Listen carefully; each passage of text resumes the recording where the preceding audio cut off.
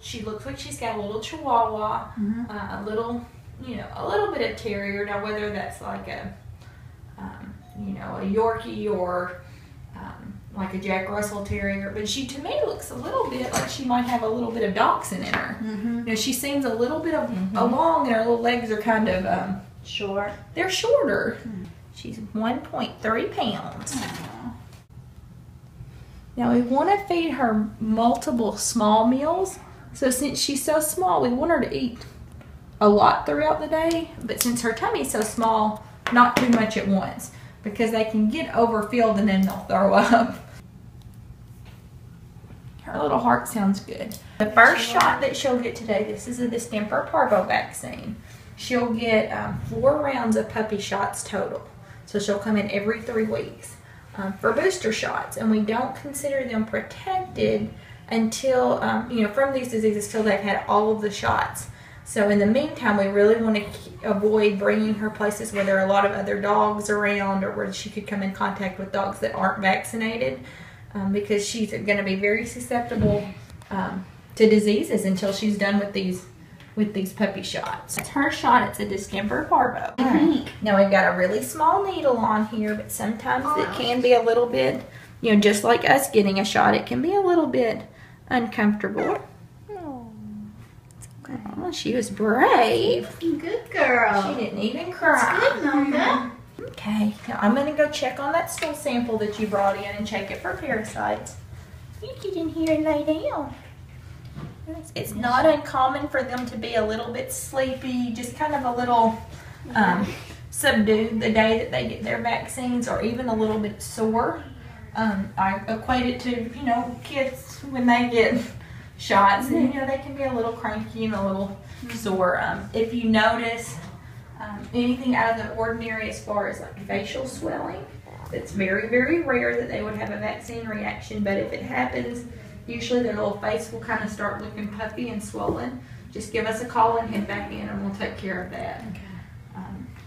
Alrighty, well, I'm going to go, like I said, check this test, and then we're going to get a little puppy kit together for you guys. Okay. Alrighty. Blue Buffalo and Taste of the Wild and stuff that claims to be grain-free and all this fantastic stuff.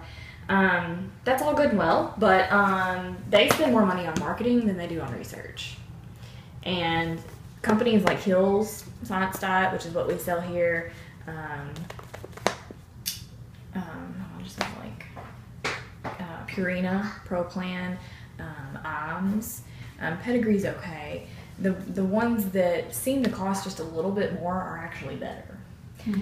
They actually have veterinarians on staff that's their only job is to research nutrition for pets. So that's why we endorse Hills, is because, you know, we trust them. So the bag will say, you know, about how much to weigh. He's going to be in, or she's going to be around in this 2 pound category, so total a half a cup a day, but you'll want to divide that up into 4 different meals, so not very much. And if need be, you can water this down. You can just put some water over it, and it'll soften it up if she's having a hard time eating it. But these are the actual sizes right there. They're pretty small. But this is a very good quality food. Is this the only place we can get this? Is here? Can we get it like at Walmart or anywhere else? I don't think you can get this one at Walmart. Or at Petco? I'm not sure if Petco sells this or not, just because most of the time you have to get this through a veterinarian. How much is a bag normally? I would have to go look that up. Okay, this one's free for you today. Okay. And then it comes with a coupon, but I'll have to look that up and see which. She's really small. She's one of these bags is gonna last her, you know, quite a while. And this is just a sample size. I mean, that's just your standard measuring cup size. So if you want to buy her own special measuring cup to go with her food and measure it out every day, you can do that. That's what I do for my dogs. Here is her first dose of heartworm prevention, and it's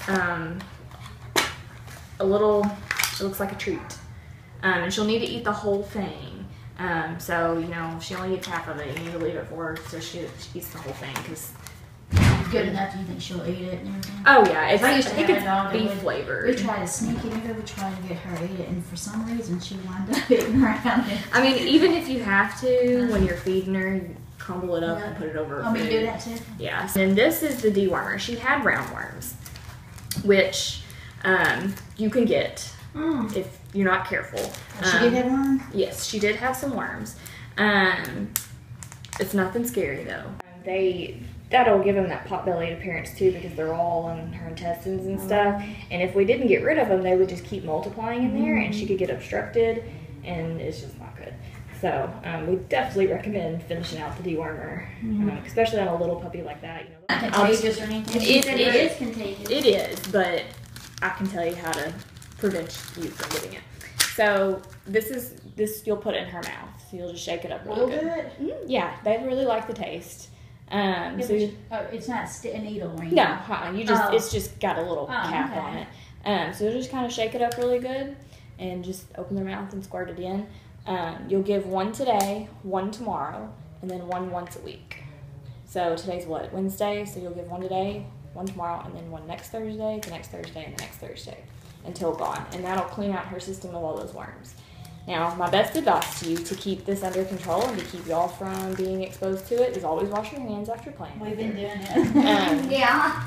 And you know, once she gets to be an adult dog, you don't have to worry about it near as much, because you'll be deworming her every month, and it won't be, a problem. But while they're puppies, they get worms from their mamas, and so you have to just do dewormings after dewormings until they get to be an adult. So you won't have to do any more until tomorrow, right? Yeah. See? Easy as So you just put it on the side of her? Yeah, just as long as you get it, in her mouth. Well, you would notice, because it would freak you out if you didn't know what it was, because it kind of looks like spaghetti. Not to gross you out. I mean, they look like spaghetti. That's the best way I can describe them. It's gross. So now, if you ever see one that kind of looks like a grain of rice, those are tapeworms, and we'd have to get you something extra because this doesn't cover tapeworms. But they get those from fleas generally. So she doesn't have any fleas, so you don't really have to worry about that right now. But that's why when she gets to the right weight, we want to get her on, something for fleas to help treat that. The next time she comes in, which will be in 3 weeks, we'll do a retest on her stool and see if she has anything. And she might still, because she'll still be on this deworming, but more than likely she's not going to. This will start to flush out her system really good. She wrote down the prices. The next visit will be $33. That's the one in 3 weeks? And then $65 and then $53. It just depends on, what vaccines we do. But her next vaccine, she'll get one shot, but it'll have something extra in it than what she got today.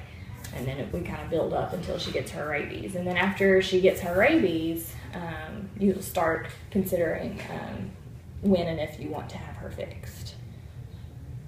Spaying actually prolongs their life. Dreaming or something. She eating in your dream?